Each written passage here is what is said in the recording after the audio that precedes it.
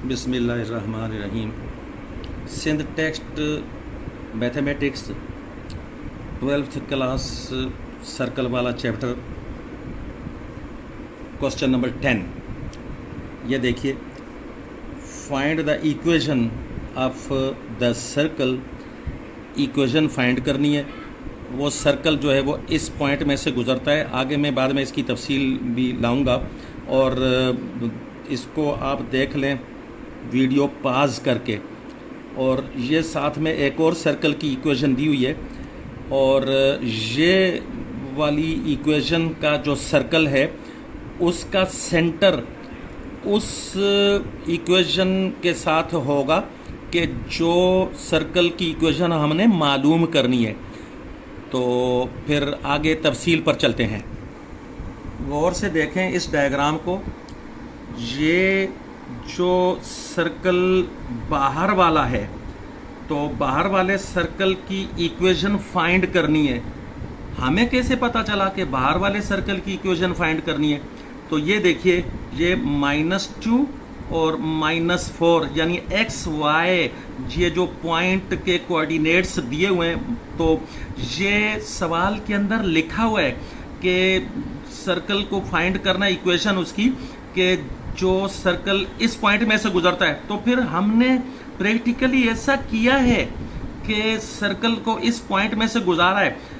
तो ये देखिएगा, ये कोऑर्डिनेट सिस्टम हमने बनाया है। ये पूरा x कोऑर्डिनेट इस तरफ है और ये y कोऑर्डिनेट यानी x एक्सिस y एक्सिस के साथ पूरा कोऑर्डिनेट सिस्टम बनाकर, तो उसके साथ हमने ये सर्कल बनाया। उसके ऊपर ये पॉइंट जो मतलब सवाल में दिया हुआ है। अच्छा, अब ये देखिएगा, ये सेंटर है।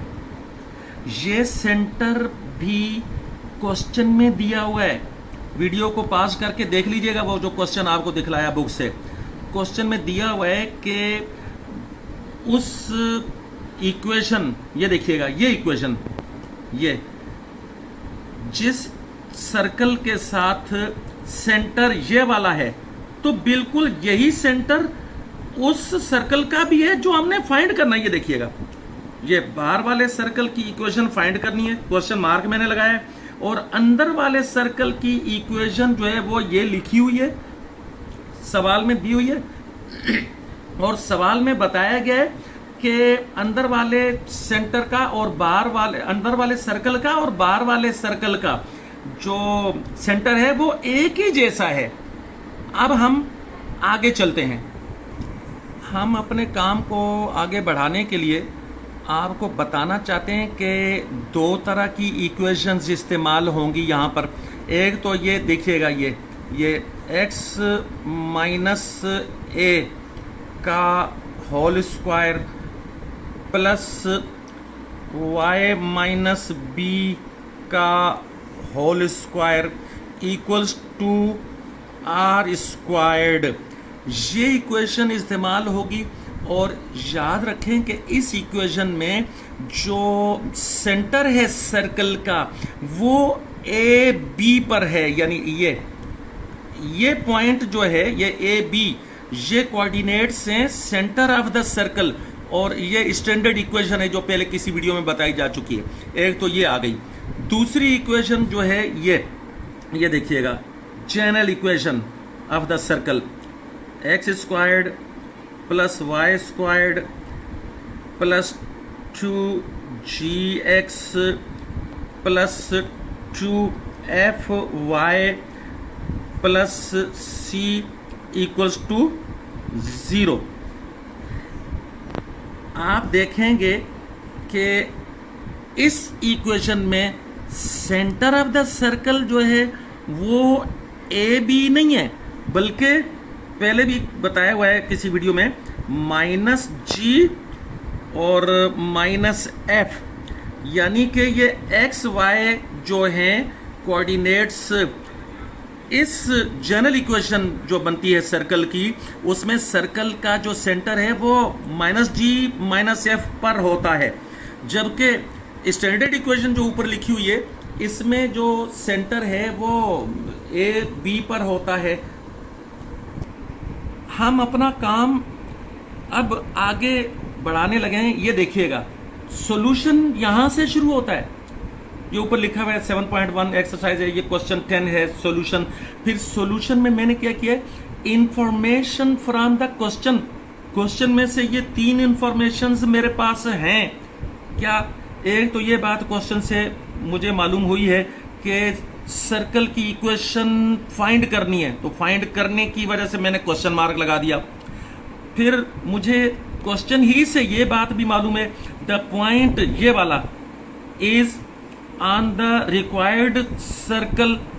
हाँ, जिस सर्कल की इक्वेशन फाइंड करनी है वो रिक्वायर्ड है, उस रिक्वायर्ड सर्कल के ऊपर ये वाला पॉइंट है, सवाल के अंदर लिखा हुआ है। और थोड़ी देर पहले डायग्राम में मैंने आपको बतलाया कि वो जो मतलब है कि बाहर वाला जो सर्कल है ये इस पॉइंट में से गुजरता है, वो बाहर वाला सर्कल, उसी की इक्वेशन फाइंड करनी है।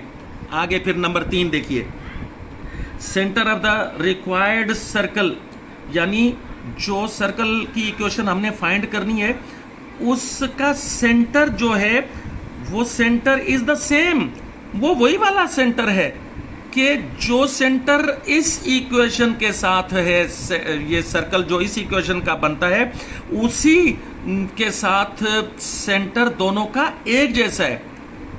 यानी कि रिक्वायर्ड इक्वेशन का सेंटर और ये दी हुई इक्वेशन का सर्कल का सेंटर वो सेम है। ये भी हमको क्वेश्चन से ही मालूम हुआ है। अब आगे हम स्टेप बाय स्टेप चलेंगे। ये देखिएगा, पहले स्टेप में ये number 1 step, we deduce the centre of the circle. ये रिक्वायर्ड सर्कल का जो सेंटर है उसको हम निकालेंगे। डिड्यूस करना का मतलब है कि लॉजिक के साथ निकाल लेना। कहां से निकालेंगे जी वो centre? From the concentric circle. ये जो सर्कल है कंसेंट्रिक सर्कल जो क्वेश्चन में दिया हुआ है, जिसका सेंटर जो है वो हमारी रिक्वायर्ड सर्कल के साथ एक जैसा है, यानी सेम पॉइंट पर है, तो फिर हम उसी में से तो निकालेंगे क्योंकि वो एक जैसा तो है, दोनों सर्कलों का सेंटर एक ही है। ये देखिए, ये इक्वेशन लिखी हुई है उस सर्कल की के जो क्वेश्चन में दिया हुआ है, रिक्वायर्ड नहीं बल्कि क्वेश्चन में दिया हुआ है। तो अब हम इसका सेंटर बनाएंगे, रिक्वायर्ड वाले का सेंटर बनाएंगे। तो इसका सेंटर मालूम करते हैं, चलें। ये देखिएगा, पढ़ने लगा हूं, X squared plus Y squared minus 4x। अब इस माइनस 4x को मैं क्या करने जा रहा हूं, देखिएगा, ध्यान से देखिएगा। X squared plus Y squared plus 2gx plus 2fy minus 23, यानी वो प्लस c मुझे बोलना चाहिए, तो इक्वल्स टू 0। तो मैंने यहां पर प्लस 2gx पढ़ा है और इसको मैंने पढ़ा है प्लस 2fy। तो इसीलिए देखिए मैंने ये क्या किया है, 2gx को मैंने ये लिख दिया माइनस 4x। ये देख लो, ये माइनस 4x ही है, हिसाब लगाकर देख लें। और फिर प्लस 2fy, तो उसको माइनस 6xy ही होगा। ये देखिएगा 2fy यानी प्लस वाला, ये इक्वल्स टू करके माइनस 6y ही तो बनता है। ये कंपेयर करके देख लें, ये हमने करना होता है क्योंकि जनरल इक्वेशन में यहां पर प्लस 2gx पढ़ा जाता है और यहां पर प्लस 2fy पढ़ा जाता है और यहां पर प्लस c पढ़ा जाता है। तो c की वैल्यू तो वो माइनस 23 यानी ये इस इक्वेशन की है जो कि पहले से दी हुई है। अच्छा, अब आगे चलते हैं। तो अब देखिए, जब हमारे पास ये g की वैल्यू ये आ गई, इसमें से g की वैल्यू निकालने -2, बॉक्स बनाने का मकसद ये है कि ये g की वैल्यू आगे इस्तेमाल होगी। अच्छा, और फिर ये इसमें से -g वो सेंटर बनाने के लिए है। और आगे ये देखिएगा, f की वैल्यू मालूम होगी तो g की भी वैल्यू आगे इस्तेमाल होगी, f की भी वैल्यू इस्तेमाल होगी।